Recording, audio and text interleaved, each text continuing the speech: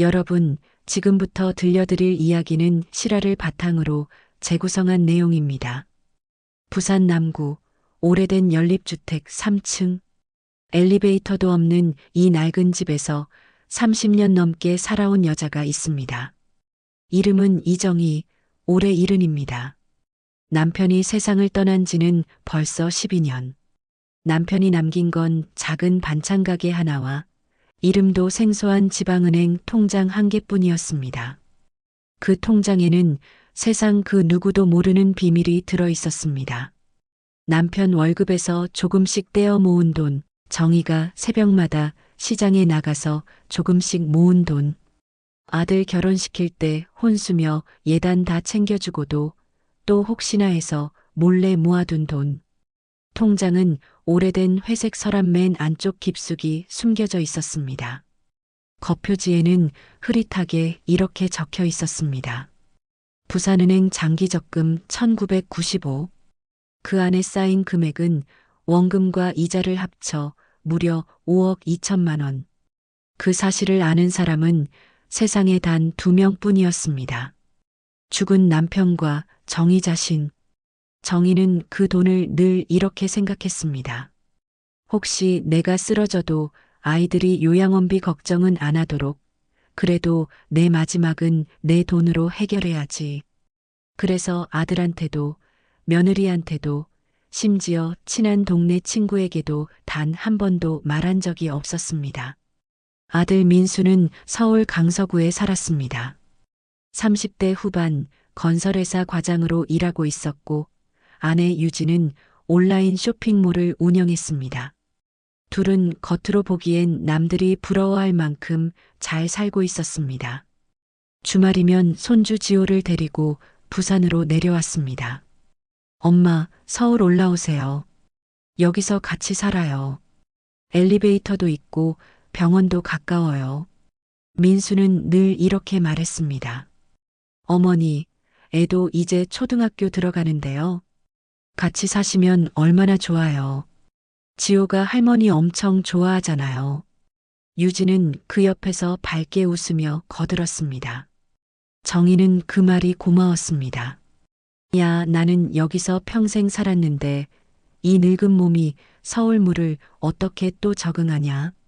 말로는 이렇게 웃어 넘겼지만 마음 한편에서는 그래도 우리 애들이 날 챙길 마음은 있구나 하며 가끔 눈물이 났습니다. 그런데 어느 날 민수가 조심스럽게 말을 꺼냈습니다.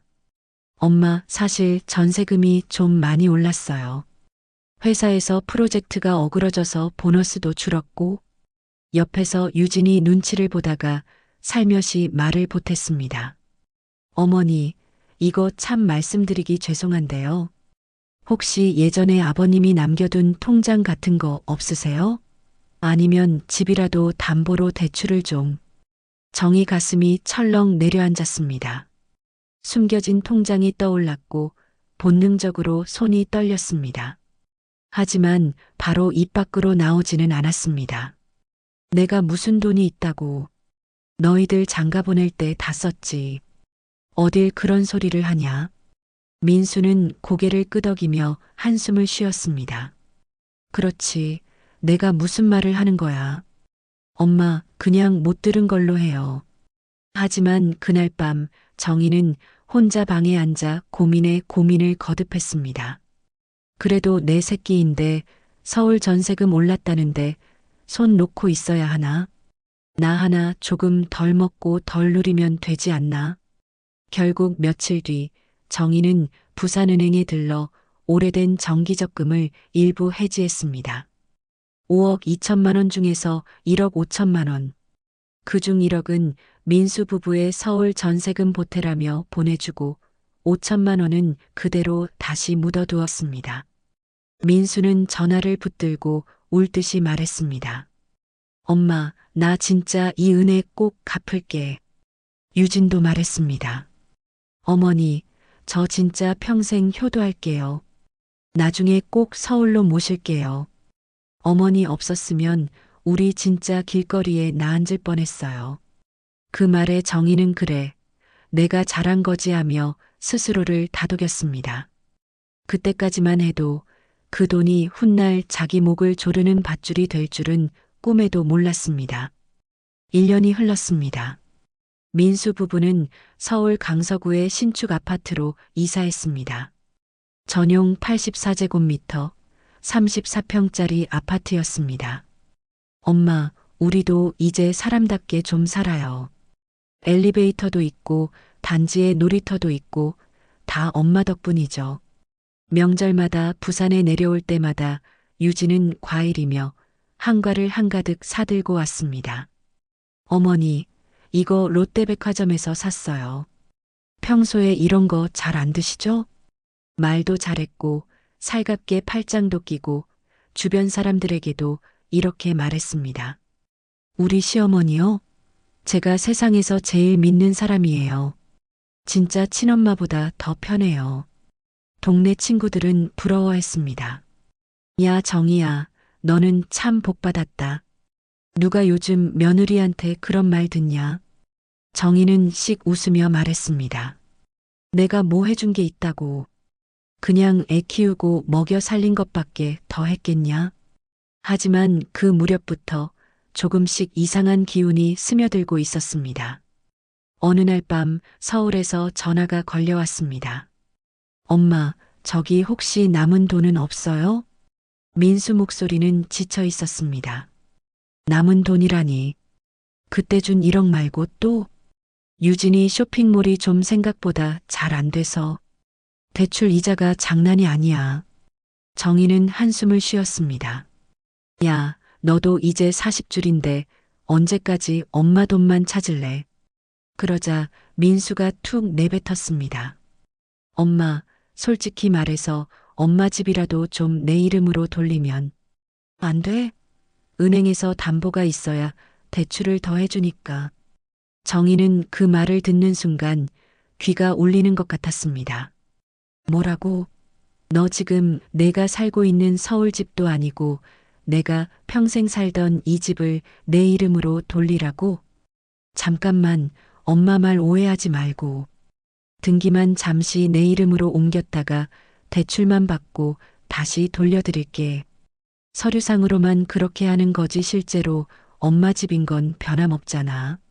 정희는 바로 대답하지 못했습니다. 그 말 뒤에 숨어 있는 어딘가 불길한 냄새를 느꼈습니다. 내가 좀 생각해 볼게. 전화를 끊고 나서 밤새 뒤척였습니다. 이게 요즘 세상엔 당연한 건가? 애들이 힘들다는데 내가 너무 옛날식인가? 그래도 집은. 며칠 뒤 유진이 직접 부산으로 내려왔습니다. 어머니, 민수 저 인간은 말을 너무 툭툭해서 그렇지 진짜 엄마 생각 많이 해요. 유진은 손수장을 봐와서 부산식 돼지국밥을 끓였습니다. 어머니 좋아하시는 거 제가 다 외웠죠? 밥을 다 먹고 유진은 조심스럽게 봉투 하나를 꺼냈습니다. 이거 법무사 사무실에서 받은 거예요. 실거래는 아니고 그냥 등기 이전만 잠깐 하는 거라 수수료도 많이 안 들어요. 대출 나오면 서울집 처분하는 대로 다시 어머니 앞으로 돌려놓을게요. 봉투 안에는 인감증명서, 발급 위임장, 위임장에 붙일 도장 양식, 그리고 등기 이전 서류가 차곡차곡 들어 있었습니다. 어머니, 솔직히 말씀드리면 우리 지금 진짜 위기예요. 어머니가 도와주시면 정말 다시는 돈 얘기 안 할게요. 그 말에 정희는 결국 펜을 들었습니다. 이거 진짜 잠깐만 옮기는 거다? 아, 그럼요, 어머니. 어머니 집인데 제가 어떻게 욕심을 내요? 유진은 환하게 웃었습니다. 그 웃음을 보며 정희는 안도했습니다. 그날 밤 유진은 서울로 돌아가며 이렇게 말했습니다. 어머니, 우리 진짜 나중에 서울로 꼭 모실게요. 그때는 걱정하지 마세요. 엘리베이터 있는 집으로요. 하지만 서류는 그렇게 단순하지 않았습니다. 며칠 뒤 등기부 등본에는 소유자 김민수 이름이 선명하게 찍혔습니다. 그리고 그 아래 코멘트 하나. 근저당권 설정, 삼구저축은행 3억 5천만 원. 정희가 그 사실을 알게 된 건 2달 뒤였습니다. 집 앞으로 정장 차림의 낯선 남자가 찾아왔을 때였습니다. 여기 김민수 씨 어머니 되십니까? 예, 그런데요. 채권 추심팀입니다. 담보대출 연체가 3개월째라 담보권 실행 절차에 들어가야 해서요. 그 한마디에 정희는 다리가 풀려 현관 앞에 주저앉았습니다. 정희는 그날 바로 서울로 올라갔습니다. 강서구 아파트 민수 부부의 집 앞에 섰을 때 손이 덜덜 떨렸습니다. 엄마, 갑자기 웬일이야? 민수는 놀란 얼굴로 문을 열었습니다. 하지만 그 표정 속에는 어딘가 이미 눈치챈 사람을 맞이하는 불안이 숨어 있었습니다. 너 내 집 담보로 대출 받았지? 정희 말에 민수는 고개를 떨궜습니다. 엄마, 그게 나도 어쩔 수가 없었어. 쇼핑몰이랑 코인에 같이 투자했다가. 코인? 정희는 그 단어를 제대로 이해하지 못했지만 상관없었습니다. 내가 분명히 집은 건들지 말라고 그랬지? 작은 방에서 유진이 나왔습니다. 어머니, 일단 진정하시고. 요즘 누가 코인 안 해요. 다들 하는 거예요. 민수도 저도 잘해보려고 한 거지 어머니 집 뺏어 먹으려고 그런 건 아니에요. 그럼 왜 나한테 말을 안 했어? 이자 못 내면 집이 넘어간다는 말은 왜 안 했냐고. 유진은 팔짱을 끼고 말했습니다. 말하면 어머니가 걱정하시잖아요. 우리가 알아서 해결하려고 했죠. 그게 해결이냐? 채권 추심팀이 집까지 찾아온 게 그게 해결이야? 민수는 결국 소리쳤습니다. 엄마가 뭘 알아? 나도 나름대로 가장으로서 잘해보려고 한 거라고. 정희는 아들이 그렇게 소리를 지르는 걸 처음 봤습니다. 그래, 네가 가장이지. 그런데 그 가장이라는 놈이 자기 엄마 등쳐먹고 남의 돈 빌려서 도박판에 쳐넣는 게 그게 가장이냐? 침묵이 흘렀습니다. 그때 거실 구석에 앉아있던 손주 지호가 작게 물었습니다. 할머니 집 없어져요? 그 한마디에 정희는 숨이 막혔습니다. 이 아이 앞에서 내가 무너지면 안 된다. 정희는 그날 밤 서울역 근처 싸구려 모텔에 혼자 묵었습니다. 새벽 3시가 다 되어가도록 눈을 감지 못했습니다. 이대로 가만히 있으면 난 집도 잃고 노후도 잃고 아이들에게 평생 바보 취급당하겠지. 그때 문득 옛날 생각이 났습니다. 남편 장례를 치르고 혼자 남았을 때 은행 직원이 했던 말. 어머니, 이 적금은 20년 이상 장기 상품이라 중간에 뺄수록 손해예요. 혹시 급히 필요하신 거 아니면 그냥 쭉 들고 계시는 게 좋습니다. 그때 정희는 전부 해지하지 않고 일부만 해지했었습니다. 그리고 나머지 3억 7천만 원은 지금도 조용히 불어나고 있었습니다. 그래, 난 아직 끝난 게 아니야. 다음 날 아침 정희는 부산으로 내려가 은행으로 향했습니다. 어머니, 오랜만이시네요. 담당 직원은 이제 중년이 된 남자였습니다. 내 통장 잔액 좀 알려줘요. 은행 창구 컴퓨터 화면을 보던 직원은 조금 놀란 눈으로 말했습니다. 어머니, 지금 잔액이 이자 포함해서 3억 9천 정도 되시네요. 그 숫자를 보는 순간 정희 머릿속에 한 가지 계획이 번쩍 떠올랐습니다. 그래, 이 돈 다시 애들한테 퍼줄 이유가 어딨어. 이번에는 내가 내 인생을 위해 쓸 거야. 정희는 통장을 들고 바로 법률구조공단을 찾았습니다. 제가 아들한테 집을 뺏겼습니다. 무료 상담 변호사는 서류를 꼼꼼히 훑어보더니 말했습니다.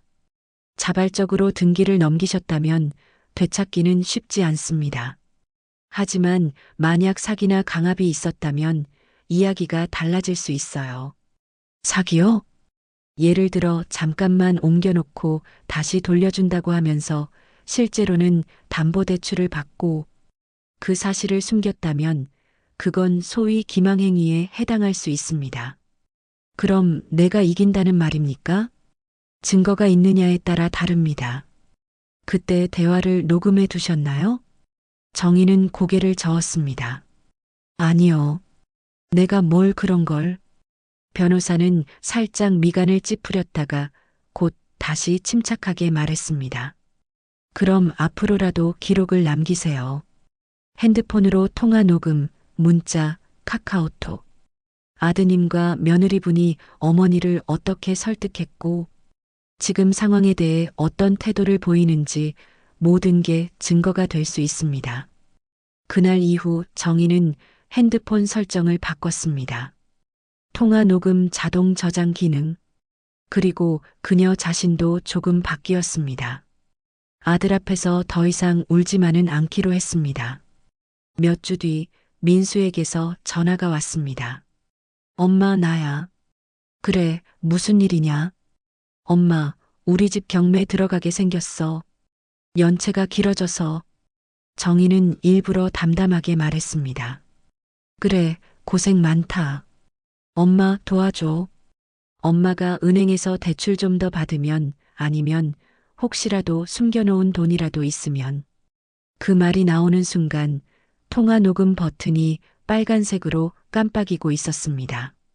나 이제 남은 돈 없다. 너희들한테 다 줬다. 엄마, 솔직히 말해봐.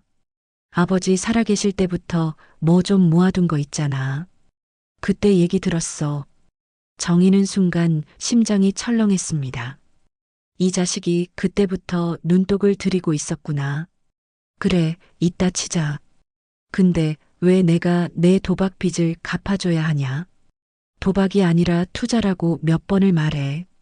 민수의 고성이 스피커를 울렸습니다.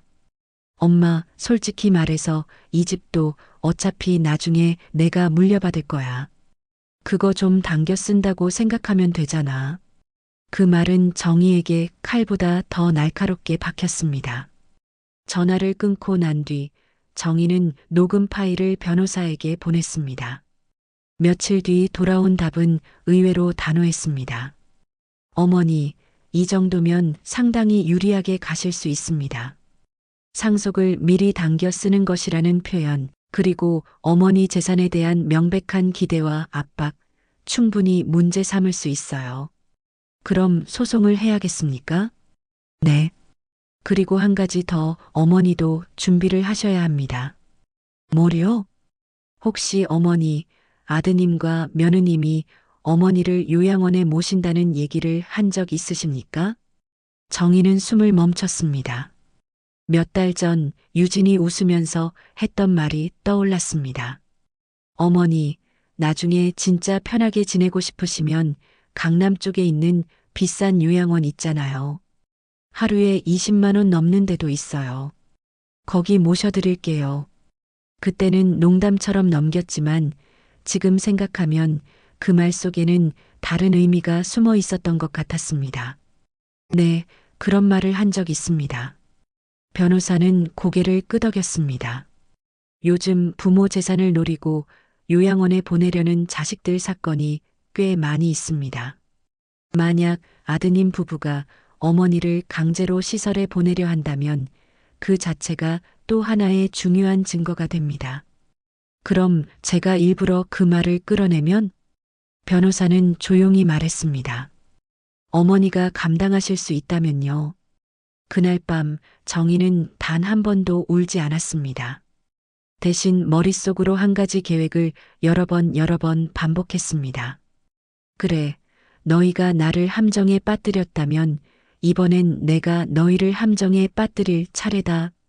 일주일 뒤 정희는 일부러 아들에게 전화를 걸었습니다. 민수야, 엄마다. 엄마, 나 지금 정신없어. 은행에서 계속 독촉 오고.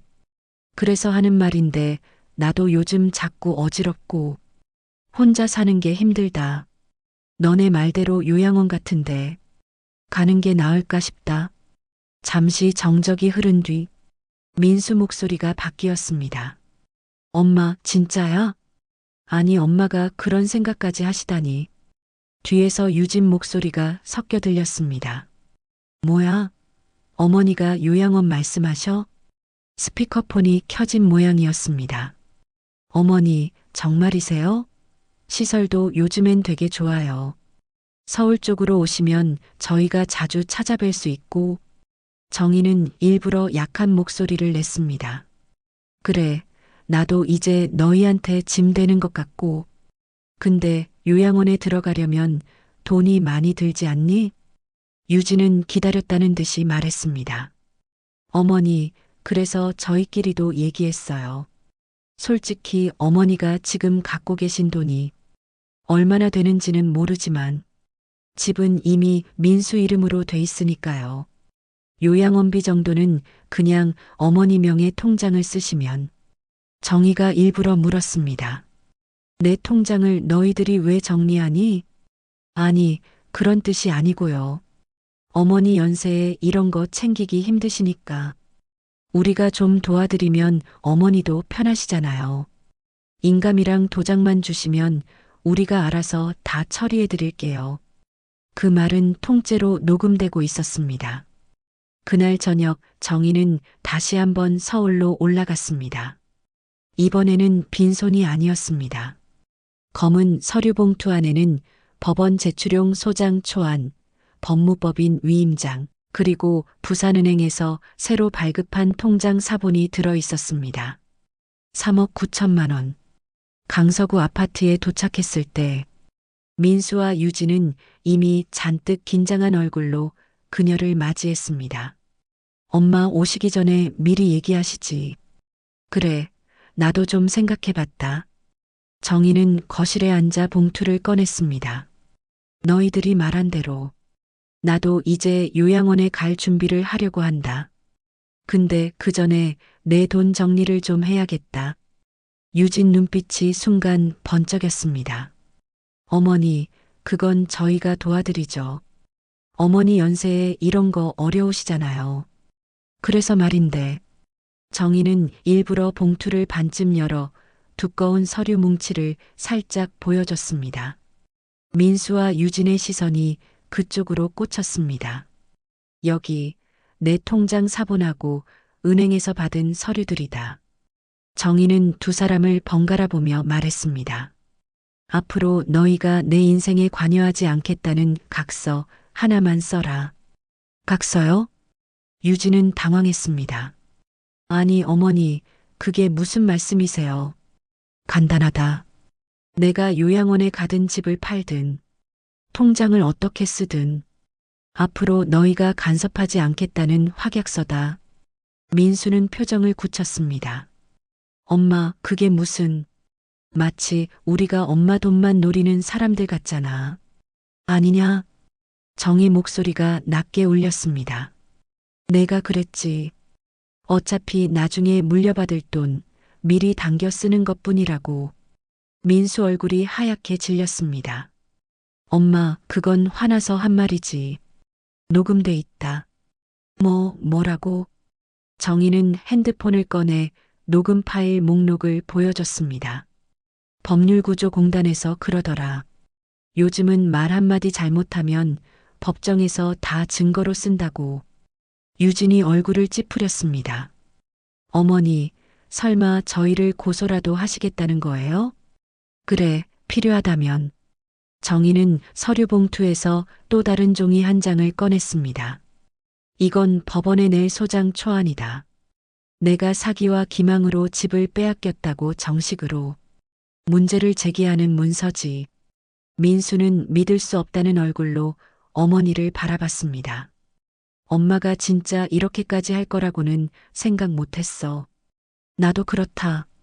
평생 내 새끼 믿고 살았는데 내 새끼가 내 집에 근저당 받고 도박 빚 막으려고 했을 줄은 꿈에도 몰랐다.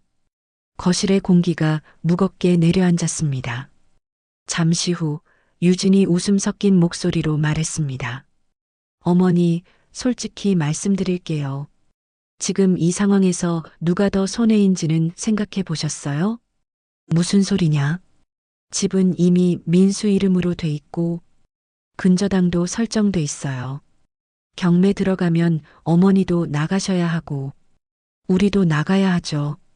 근데 소송까지 가면 몇 년 걸리는 줄 아세요? 어머니 연세에 재판 왔다 갔다 하는 거 버티실 수 있겠어요? 유진의 말은 잔인할 만큼 현실적이었습니다.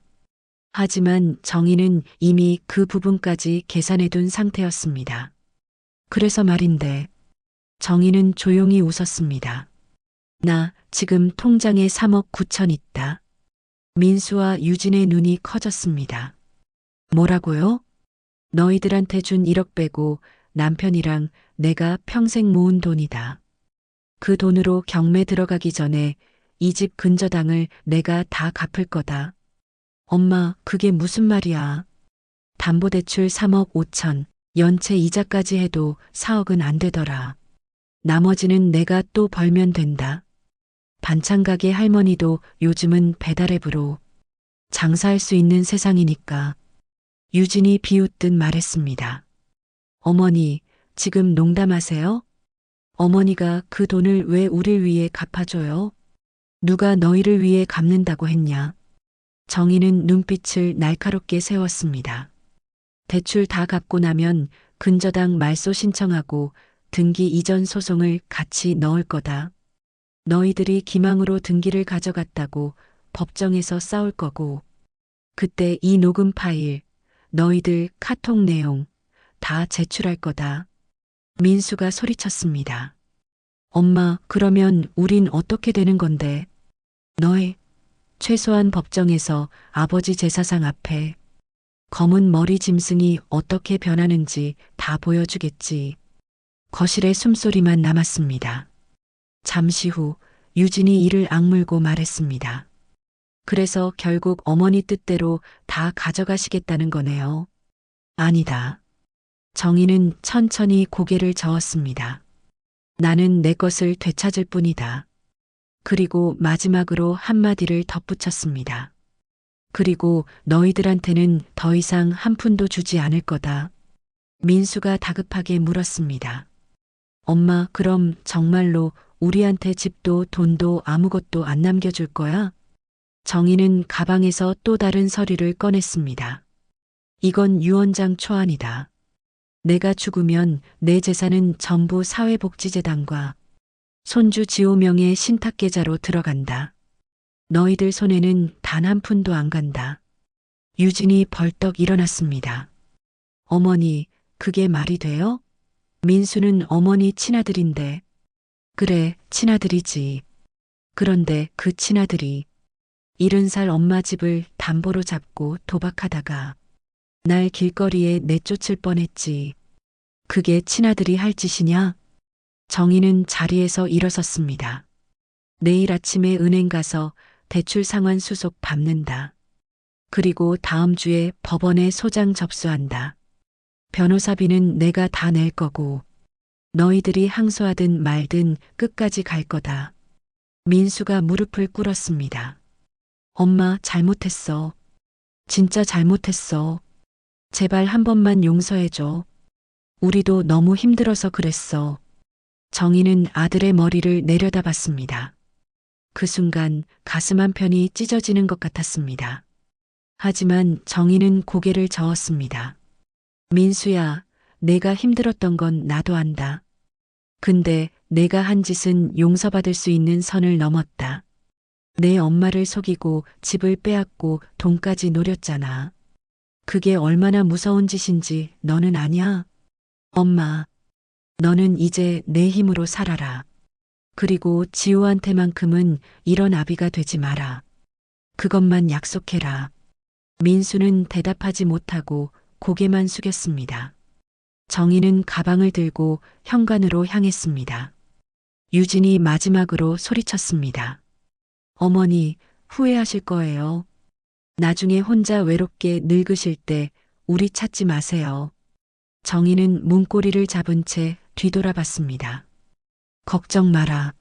나는 너희들 없이도 잘 산다. 오히려 너희들이 나 없이 어떻게 사는지 두고 볼 일이지. 문이 닫혔습니다. 복도를 걸어 나오는 정희의 발걸음은 떨렸지만 그 눈빛만큼은 흔들리지 않았습니다. 3개월 뒤 부산지방법원 민사 2부 법정. 정희는 깔끔한 한복을 입고 증인석에 앉아 있었습니다. 재판장이 물었습니다. 원고 측에서는 피고 김민수가 기망행위를 통해 부동산 등기를 편취했다고 주장하는데 이를 입증할 증거가 있습니까? 정희의 변호사가 서류 뭉치를 제출했습니다. 예, 재판장님. 통화 녹음 파일 3건, 카카오톡 대화 내역 47건, 그리고 피고 측이 원고에게 보낸 문자 메시지 기록입니다. 모두 피고가 원고를 속여 일시적 등기 이전이라 속이고 실제로는 담보대출을 받았다는 점을 명백히 보여줍니다. 민수의 변호사가 반박했습니다. 재판장님, 이는 가족 간의 일상적인 대화일 뿐입니다. 피고는 원고를 속일 의도가 전혀 없었습니다. 하지만 재판부의 판단은 달랐습니다. 재판장이 판결문을 읽어 내려갔습니다. 피고는 원고에게 등기를 일시적으로만 이전한다고 거짓 진술하여 원고의 신뢰를 얻은 후 이를 담보로 3억 5천만 원의 대출을 받았고 이 사실을 원고에게 숨겼다. 이는 명백한 기망행위에 해당한다. 따라서 본 재판부는 원고의 손을 들어준다. 판결. 피고 김민수는 원고 이정희에게 부산광역시 남구 소재 연립주택에 대한 소유권을 즉시 이전하라. 법정이 끝나고 복도에서 민수가 다가왔습니다. 눈가가 벌겋게 충혈되어 있었습니다. 엄마. 민수는 말을 잇지 못했습니다. 정희는 잠시 그 얼굴을 바라보다가 조용히 말했습니다. 그래도 너는 내 아들이다. 나는 그 사실만큼은 부정하지 않는다. 엄마 미안해. 정말 할 말이 없어. 할 말 없으면 그냥 잘 살아라. 다만 정희는 조금 단호한 목소리로 말했습니다. 이제부터는 너희 인생은 너희가 책임져라. 내 집, 내 돈, 내 노후는 내가 책임질 거고. 민수는 고개를 끄덕였습니다. 엄마, 우리 한 달에 한 번만 지호 데리고 내려가도 돼? 정희는 그 질문에 잠시 굳어졌다가 천천히 미소를 지었습니다. 지호는 내 손주다. 손주 볼 권리까지 내가 포기할 이유는 없다. 고마워요, 엄마. 대신 조건이 있다. 지호 앞에서는 절대 돈 얘기하지 마라. 그 애가 할머니를 돈으로만 보는 어른으로 자라지 않게 해줘. 알았어, 엄마. 그날 이후 정희는 조금 다른 삶을 살기 시작했습니다. 반찬 가게를 다시 열었습니다. 이번에는 가게 앞에 작은 간판 대신 인터넷 주문을 받을 수 있는 휴대폰 번호를 적었습니다. 동네 청년 한 명이 배달을 도와주겠다고 했고 정희는 그에게 적은 월급이지만 꼬박꼬박 주었습니다. 오전에는 시장에 다녀오고 점심에는 밑반찬을 만들고 오후에는 동네 경로당에 반찬을 배달했습니다. 수입은 예전만큼 많지 않았지만 정희는 이상하게 마음이 편안했습니다. 집에는 새로 산 작은 소파가 놓였습니다. 어느 날 아랫집 며느리가 올라왔습니다. 어머니, 이거 저희 친정에서 보내신 건데 너무 많아서요. 나눠 드시라고 가져왔어요. 김치통을 건네는 그 며느리는 항상 정희를 챙겼습니다. 층간소음 때문에 몇 번 마주쳤을 뿐인데 어느새 정희에게 딸처럼 대해주었습니다. 고맙다 아가씨. 나도 내일 반찬 좀 만들어서 갖다 줄게. 아유 어머니. 저희가 오히려 감사하죠. 세상은 여전히 냉정했지만 한편으로는 따뜻한 구석도 남아 있었습니다. 한 달에 한 번씩 지호가 버스를 타고 내려왔습니다. 할머니, 우리 아빠 이제 술도 줄이고 엄마랑 싸우지도 않으려고 노력해. 정희는 그 말을 들으며 쓸쓸한 웃음을 지었습니다. 그래, 우리 지호가 아빠 잘 지켜봐줘. 할머니, 나는 커서 할머니처럼 강한 사람이 될 거야. 지호는 작은 주먹을 불끈 쥐었습니다. 정희는 그 모습에 가슴이 뭉클했습니다. 그래, 우리 지호. 힘들어도 포기하지 않는 게 중요하단다.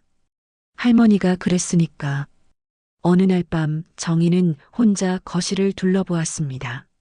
남편 사진이 걸린 벽, 오래된 시계, 창가의 작은 화분, 그리고 서랍 안에 조용히 들어앉은 새로운 통장. 대출을 다 갚고 남은 돈은 많지 않았습니다. 그래도 그 통장은 이번에는 전혀 다른 의미를 갖고 있었습니다. 이건 내가 나를 위해 쓸 수 있는 돈이다. 누구 눈치도 보지 않고 누구에게 빼앗기지도 않을 돈. 통장을 쓰다듬으며 정희는 중얼거렸습니다. 여보, 우리 잘 싸웠죠? 이제 우리 돈 아무도 못 건드려요. 창밖으로 부산 바다가 보였습니다. 밤바다에서 불어오는 차가운 바람이 창틈으로 스며들었습니다. 정희는 천천히 눈을 감았습니다.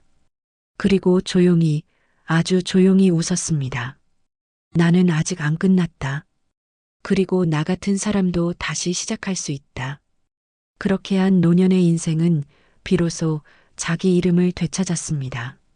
눈물로 시작된 싸움은 결국 희망이라는 이름의 결말로 조용히 닻을 내렸습니다. 어쩌면 이 이야기는 누군가에게는 허무맹랑한 복수극으로 들릴 수도 있습니다. 하지만 이것은 단순한 복수가 아닙니다. 이것은 한 사람이 자기 인생의 주인으로 다시 서는 이야기입니다. 70살이라는 나이에도 아들에게 배신당했다는 절망 속에서도 정희는 포기하지 않았습니다. 그리고 결국 이겼습니다. 여러분도 지금 힘든 상황에 놓여 있을 수 있습니다. 가족에게 상처받았을 수도, 돈 때문에 괴로울 수도, 나이 들어간다는 사실에 두려울 수도 있습니다.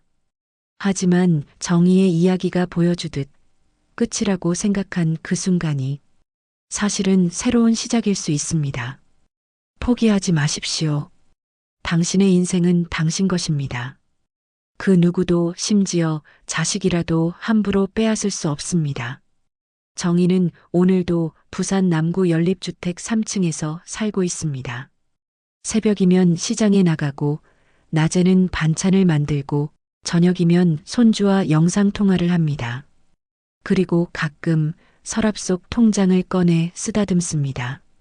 그 통장은 이제 더 이상 비밀이 아닙니다.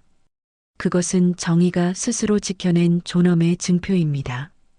여러분도 기억하십시오. 당신에게도 그런 통장이 있습니다. 그것이 돈이든 자존심이든 꿈이든 절대 빼앗기지 마십시오. 그리고 만약 빼앗겼다면 정희처럼 다시 찾으십시오. 끝까지 영상 시청해 주셔서 감사합니다. 오늘도 좋은 하루 되세요.